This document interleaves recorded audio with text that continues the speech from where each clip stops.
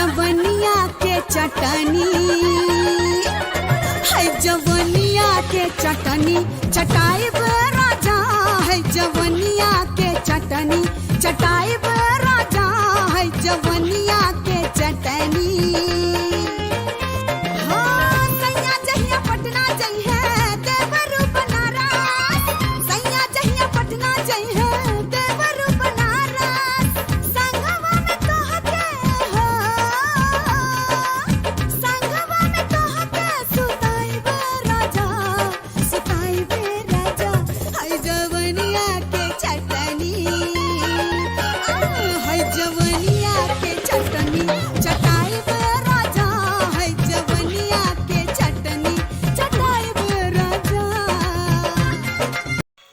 हाय दोस्तों नमस्कार। हम लोग देखिए अभी जा रहे हैं वीडियो बनाने, हम हैं और अभय दीवाना है और